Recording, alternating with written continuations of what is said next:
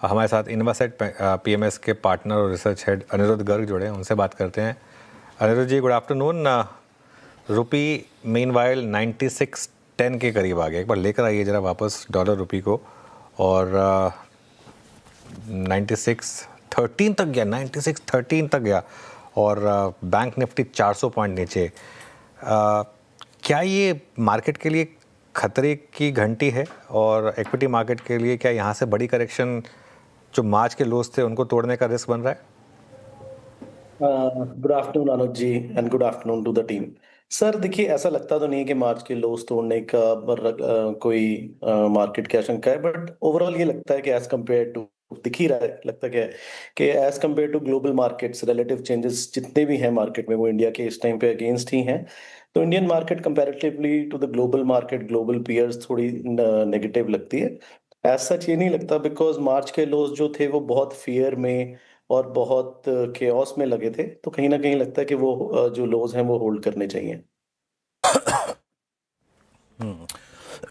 अनुज जी, crude को देखते हुए, रुपए को देखते हुए, और मार्केट की टर्बुलेंस को देखते हुए, कॉस्ट प्रेशर्स जो आने वाले क्वार्टर में नंबर्स में विजिबल होंगे उसको एक्सपेक्ट करते हुए, आपने अपने पीएमएस में मूलभूत परिवर्तन क्या किए? कहाँ कहाँ पे रिस्क रिड्यूस किया है, कहाँ पे थोड़ा सा पोजीशंस को रिड्यूस किया है, क्या एक्यूमुलेट किया है? फॉर इंस्टेंस, क्या आप थोड़ा फार्मा हेल्थ केयर की तरफ शिफ्ट हुए हैं? स्ट्रक्चरली क्या बदलाव किया है अपने पीएमएस में, अपने स्टॉक्स में, होल्डिंग्स में? वीरू जी नमस्कार। हम ये देख रहे हैं वीरू जी कि ये जो टाइम पीरियड है, मैं ये बोल सकता हूँ कि मेरे 17 साल के करियर में एक ऐसा टाइम पीरियड आया है जिस टाइम पे मेरा पोर्टफोलियो मुझे बहुत कंसंट्रेट करना पड़ा है, क्योंकि हमें इस टाइम पे हेडविंड्स, टेलविंड से ज्यादा हेडविंड्स दिख रही हैं। देखिए, जो सबसे बड़ा, जैसे अनुज जी अभी थोड़ी देर पहले बात कर रहे थे कि एआई के आने से जो चेंज आया है, जिस चीज के लिए इंडिया को एक अबव मल्टीपल मिलता था बाकी दुनिया से, एक डेमोग्राफिक डिविडेंड का, there is a very big chance के डेमोग्राफिक डिविडेंड आने वाले टाइम में एक जो अभी तक हमें फायदा दे रहा था, ये उल्टा हमारी एसेट की जगह लाइबिलिटी बन जाए। आप देखिए किस हिसाब से दुनिया काम कर रही है, और हमारी आईटी कंपनियां, हमें पता ही है कि इन्होंने कुछ भी नहीं किया। देखिए, मैं कल देख रहा था कि पिछले अगर 3 साल का देखें, $240 billion last to last year, $430 billion पिछले साल, और $720 बिलियन इस साल, और आने वाले साल में $850 बिलियन का प्लान है। The big five of America, ये मेटा, amazon, अल्फाबेट, इन सब का एआई के ऊपर लगाने का। They are spending 15% of their revenues towards research, और हमारी top IT companies, they are doing buybacks, only 0.3% of revenue towards research.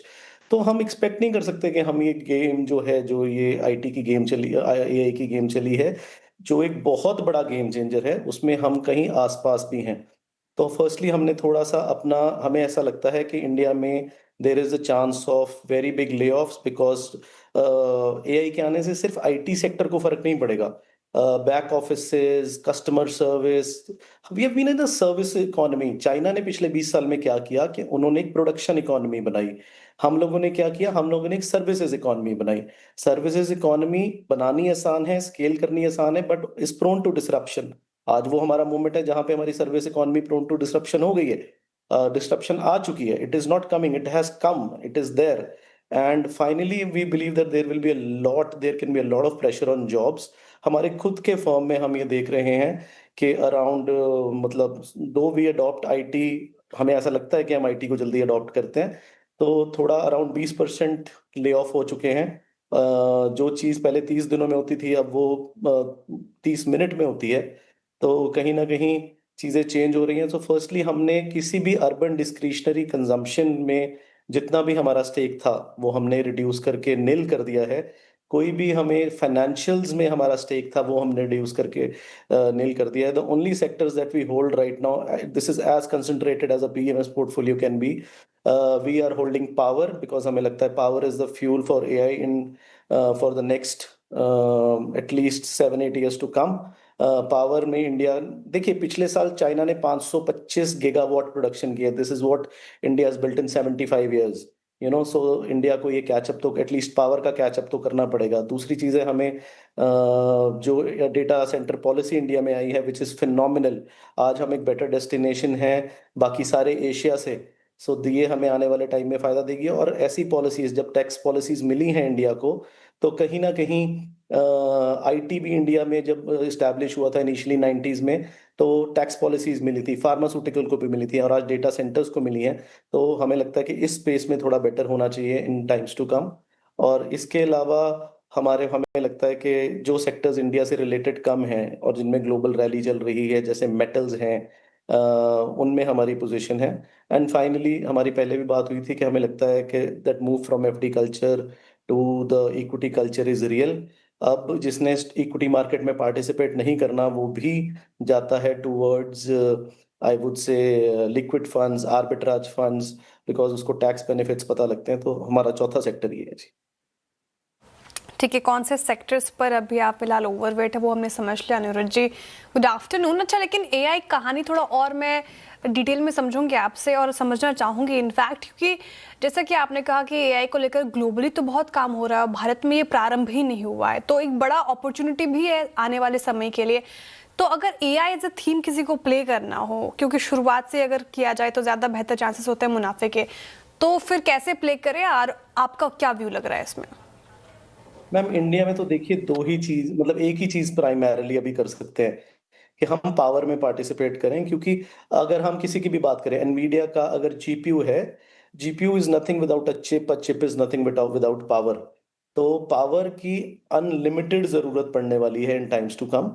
तो कहीं ना कहीं हमें लगता है कि power should be a good sector India को, ऑन ग्राउंड पावर। और फिर देखिए ग्रीन एनर्जी की तरफ हम जा रहे हैं, ग्रीन एनर्जी को ग्रिड तक लाने वाली कंपनियां। और India has been very lucky in some sense. देखिए हर चीज बुरी नहीं होती, कुछ लकी हुई है कि पावर में कुछ कंपनीज ऐसी हैं जो वर्ल्ड लेवल की हैं, जो दुनिया में या तो अपनी पेरेंट कंट्री में लिस्टेड हैं या सिर्फ इंडिया में लिस्टेड है। So these are those fun amazing MNCs जिन जो कि इसी काम की स्पेशलिस्ट थी। और अब मुझे लगता है कि आने वाले टाइम में उन कंपनीज को बहुत अच्छा काम मिल सकता है। अच्छा अनिरुद्ध जी, आपने बैंकों में क्या चेंजेस किए हैं?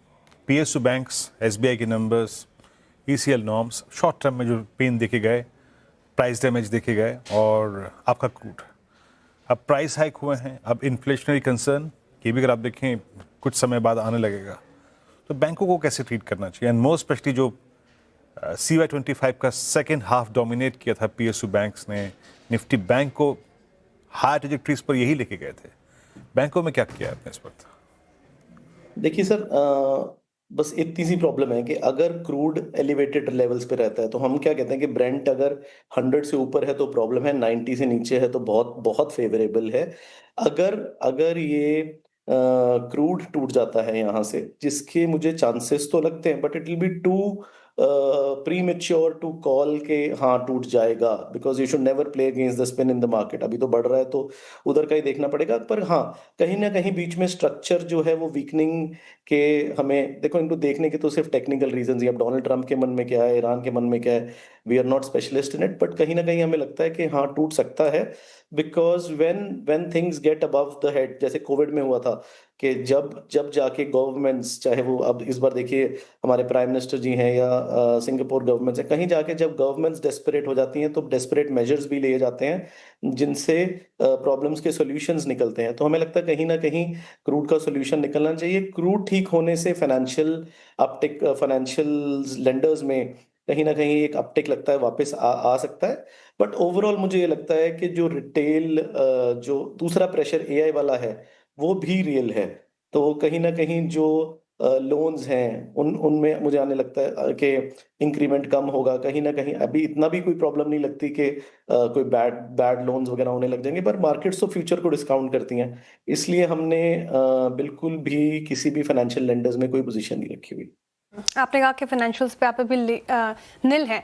अच्छा अनिरुद्ध जी, जो आपने स्पेसेस गिनाए जहां पर आप थोड़ा एक्सपोजर रख रहे हैं, लेकिन उसमें आपने डिफेंस का जिक्र नहीं किया। डिफेंस में इस साल अब तक भी शानदार रिटर्न्स मिले हैं। एमटीआर टेक, डेटा पैटर्न्स, कोई भी स्टॉक उठा ले, मतलब 50% से लेकर 200-300% तक के रिटर्न्स मिले हैं। तो डिफेंस में आपको मौके नजर नहीं आ रहे? मैम, डिफेंस का ऐसा है ना, इफ आई में से, मेरा और डिफेंस का तो एक्स वाला रिश्ता है कि हमने जो 2024 में इंडिया में हाईएस्ट रिटर्न्स में हम आए, तो we were very early pickers in defence. एंड उसके बाद जो एक्सूबरेंस और जो डिस्ट्रीब्यूशन डिफेंस में हुई उसमें हमें थोड़ा ड्रॉ डाउन भी देखना पड़ा। तो उस वजह से एक हमारा रूल ये कहता है कि the leaders of the past bull run may not be the leaders of the next bull run. हाँ, 99% केसेस में ये ठीक ही रहता है, पर कोई 1-2% चांसेस होते हैं। लेकिन ओवरऑल डिफेंस एक ठीक सेक्टर है, but we are looking for the next sector. इस टाइम पीरियड पे मुझे ऐसा लगता है कि defence is all right, not because of the returns but because क्योंकि एक चीज तो है ही ना कि इनको ऑर्डर्स मिल ही रहे हैं, and with the global uncertainty that is there, India को अपनी डिफेंस आने वाले टाइम में बढ़ानी ही पड़ेगी। और मुझे लगता है 2 सेक्टर्स ऐसे हैं जिनका एआई को बहुत फायदा होगा इंडिया जैसे देश के लिए। First is defence. एक इंजन जो हम 20 साल से या 30 साल से कोशिश कर रहे हैं, नहीं बना पाए, अब हम मुझे उसका हर मॉडल बना के टेस्ट करने की जरूरत नहीं है। 95% मॉडल्स हम एआई के थ्रू टेस्टिंग करके रिजेक्ट कर सकते हैं, और अब 5% की ही जरूरत है। So ultimately I think within the next 10 years we will have our own indigenous inbuilt engines, and defence में बहुत आने वाले टाइम में तरक्की होगी।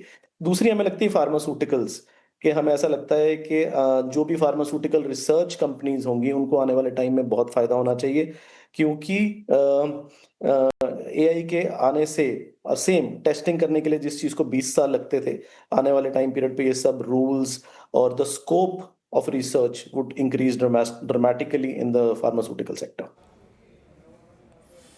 चलिए अनुज जी, बहुत बहुत शुक्रिया, आप इस बातचीत में शामिल हुए। सभी सेक्टर्स पर अपनी राय रखी आपने, बहुत बहुत शुक्रिया and have a nice weekend.